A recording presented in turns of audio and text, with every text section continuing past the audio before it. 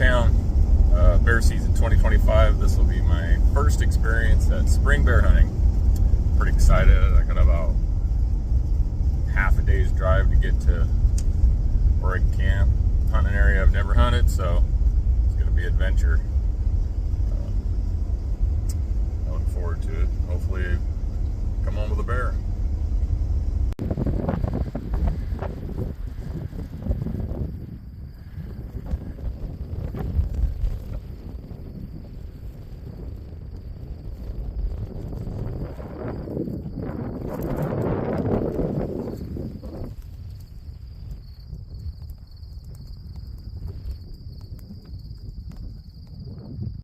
Well, my opening morning's coming to an end.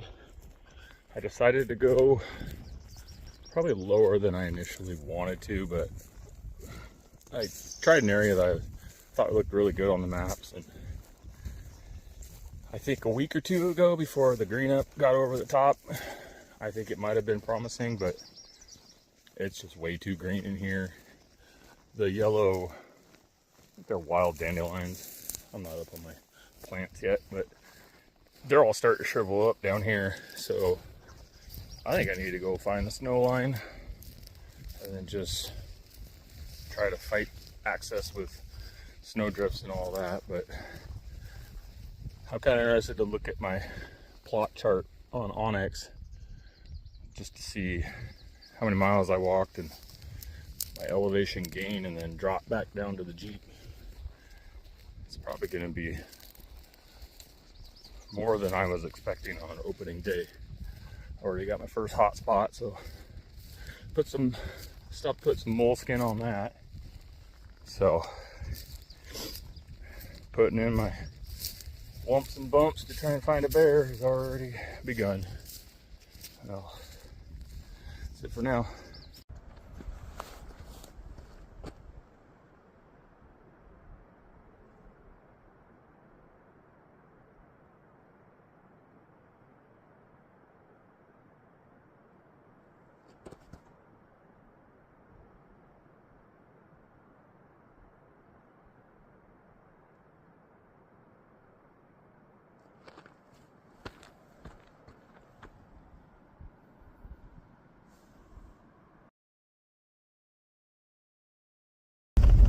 Looking for a place to camp. Today was a good day. Beat myself up, made both my knees hurt a little. Went on a death hike this morning. No sign, didn't see anything. Pulled out of there, came over to this area I'm in now. Looked around, got a feel for the area. Ended up parking on a lookout, looking across the canyon. About the first spot I looked at, spotted a sow with two cubs. She was brown, they were blonde. Thought about it for a while. They're definitely second-year cubs, at least 2-year-olds. So she was a legal sow. So I went over there just to see what happens and what would happen if I had them in front of me, but I ended up never finding them again. So that answered that question. Not too sure if I'm gonna stick around here or go find an area that's got more of what I've been looking at today, because I've looked at everything and then the road is closed towards the top, so I'm not able to explore any of the roads that go up further and branch off. Anyway, that's the update for day one.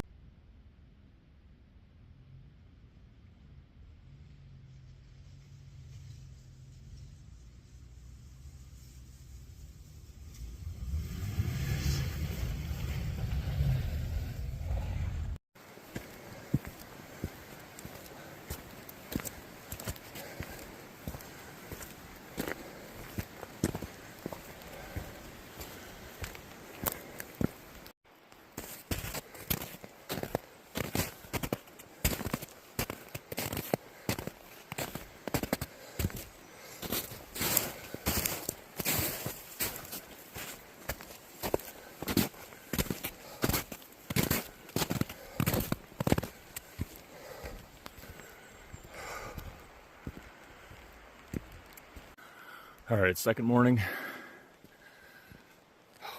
I've been using I decided to use this morning as a way to find some areas, find and locate glassing points that see some area. I found this road that's got drifts on it. Right now it's all frozen, so it's fairly easy to walk across. Might have to take a different route out, but after it warms up. It looks really good up here. Not quite as green, but there is some greenery. I'm just gonna walk the area a little bit and then see if I can find the best place to glass some of these south slopes on this other ridge. Looks pretty good. There's timber on the other side, which is kind of the same as what I found the sow and 2 cubs the other day. There was timber very close and then just these open areas. And they were just kind of hugging the edges, working their way, and they would dip into the thicker stuff here and there. But I don't know. Second morning, hopefully I can turn up some sign or find something that looks promising to spend the afternoon and maybe even to the evening up here. But if not, I might bomb out, see if I can find some more area, check, and then if not running into anything that looks too good, maybe I'll just come back in here towards the late afternoon. But just gotta keep moving.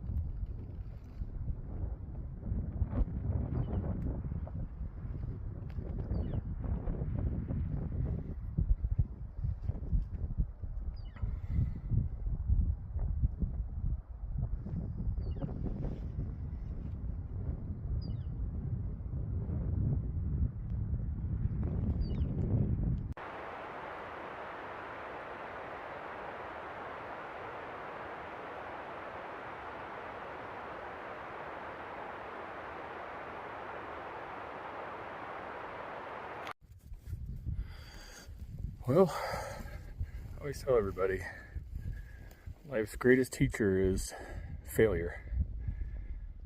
When you screw something up, do it wrong, and you go back and think about it, think of all the things you should have done, and everything you did you shouldn't. And then the next time you're in that position, you don't do those things, hopefully, that you did wrong this time. I had a silver brownish bear, looked like a grizzly color. It's that silvery blonde at like 600 yards. No, it wasn't 600, it was 575, somewhere in there. Anyway, too far now I want to shoot. I'm thinking 400 and under is probably my max. I'd like to get 300 under. Anyway, I spent the whole day, I got up here at 9 in the morning. Spent the whole day out on a knob, glassing about every half hour, 40 minutes. Just killing time. And I got in there, I went far enough to where I didn't want to walk out and go do something else. It was a little bit of a commitment. So I stayed there. And then towards 2 o'clock or so, and bears should be coming out, I started looking around and I'm like, man, if I saw one from here, there's no way I'd get to it by dark. I'd have to put it to bed and try for the morning. So I backed up the ridge and found a little smaller pocket. Ants. Found that smaller pocket, glassed it for like 2 hours. It was just becoming a really long day. And I looked out across over where the shade was starting to come down on this kind of, maybe a southeast slope, maybe almost turning northeast. And shoot, there was the bear. And I trying to learn patience over this last 3-4 years, and I feel like I've done a pretty good job in my normal life, but man, I'd let myself get excited. I didn't sit there and just watch him. I didn't think of what would be the easiest, simplest route. So I was like, I'm just going to take whatever it is I have to have, which ended up not being water. And I decided to work down the ridge I was on, try to get in the bottom, and then come up a finger ridge just this side of where he was, thinking if the winds, like if the air currents, like the heat's bringing the air up, or there's cold air starting or swirling, I could at least be on the back side of that finger ridge from him. Hopefully it would go up or down or swirl just in the little draw I was in, and then I could bump over the top, see him, and shoot him. Well, that bottom was thick, it was brushy. Thought about turning around like 10 times, didn't do it. By that time I was like pretty committed again. Didn't want to back out. So I worked myself down in there anyway. And I'm like, well, I'm on the back side of that little finger ridge. It's probably knocking a bunch of the sound down. And then, shoot, I got probably 80 yards from where I wanted to be, where I could crawl over the little ridge and be able to see where he was. Sure enough, wind swirled, felt like it was going right towards where the bear was. So I picked up a handful of dirt, tossed it to the side, and watched the cloud of dirt float right up towards where he was. Sure enough, I get up there and no bear. And the whole time I'm like, dude, if I would have just walked from the ridge, or stayed on the ridge I was on, I was at the top of the whole area. I could have dropped over the backside of the ridge, walked the backside of the ridge over, popped over the top, and probably had a 200-yard shot at him. But it didn't make sense till I was down in there. Next time I need to stop, look around, take my time. I mean, it's a feeding bear. He's not going to go anywhere anytime soon. Plus, I could probably judge if he's working himself down into the draw, down the ridge he's on, or he's working his way towards me. And then I could set up somewhere and let him just come to me. But like I said, failure is the best teacher. Next time.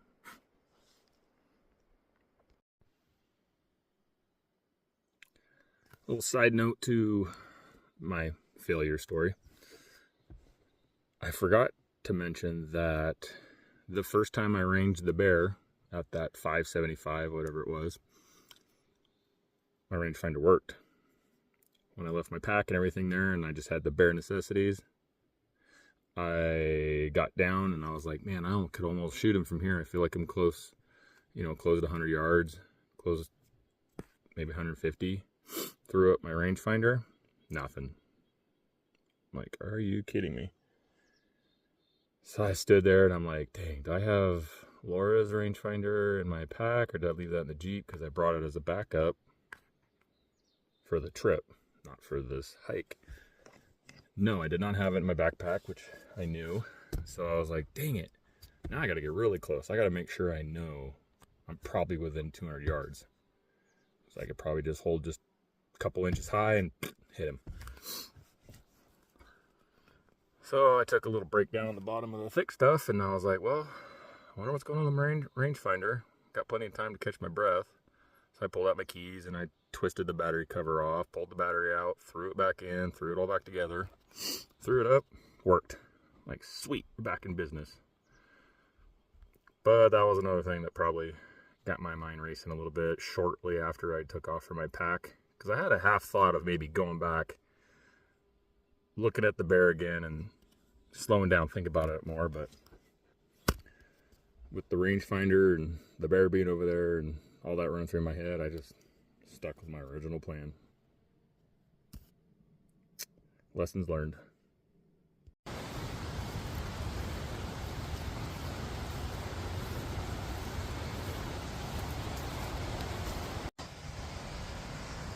Here we go, last morning of this first trip. I moved a little bit north of where I was getting into the bears. I have a feeling a couple of the ones I was seeing were shot. I'm taking a hiking trail, get up in here a ways. My goal is to hopefully push farther than what looked like the guys at the trailhead would do. But I don't know. a lot of people over here, a lot of trails. I feel like the bears aren't unfamiliar with humans and their scent. So it looks promising. Big river in the bottom. So here we go. That farthest ridge, if you follow it to the left all the way down at that same slope, that's where I'm parked. I walked all the way up that drainage, came into this drainage, followed the river, and then walked straight up for the bottom right here. And this is where I'm gonna hunt for the rest of the night. I'm hoping a bear comes out here.